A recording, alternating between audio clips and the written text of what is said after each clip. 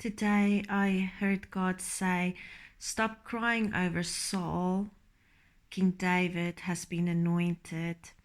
And so I went to 1 Samuel 16. I'm just going to read to you verse 1.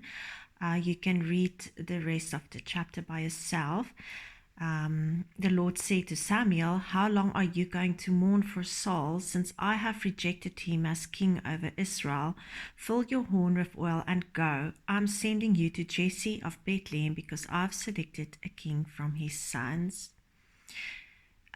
Sometimes God tells us to move on, to leave certain things behind, certain relationships, and even the place where we lived, or friends or family, because he's taking us to a new place. And sometimes, like when we obey him, and we get to this new place, or we have left, we have obeyed him, and we have left the relationships, the jobs, the careers, the places where we lived. We obeyed God and we left those behind.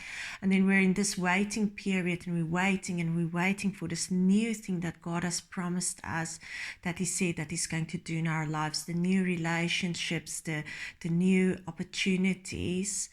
And sometimes it feels like we're not seeing anything, and there's just so much warfare and so much things coming against us and coming against these promises of God. And then we sometimes look back at the things we had, and we cry and we mourn, and we say, did I really hear God? And didn't I make a mistake? Like I want to go back. I want to go back.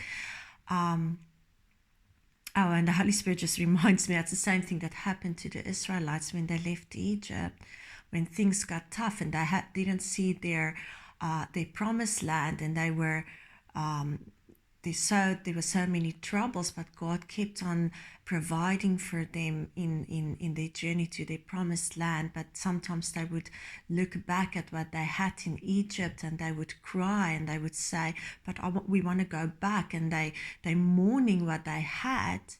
And sometimes we are in that position where we are waiting, and we're just not seeing this promised land. But God is saying, stop crying over Saul, stop crying over Egypt. It is I who spoke to you. It is I who told you to leave that job, to leave that relationship behind. We just have to be patient, because as God says, he already has a king. He already had King David. He already chose King David, who's going to replace Saul. He already has all the plans he has for you. He already has that. So we must just be patient and keep on trusting him.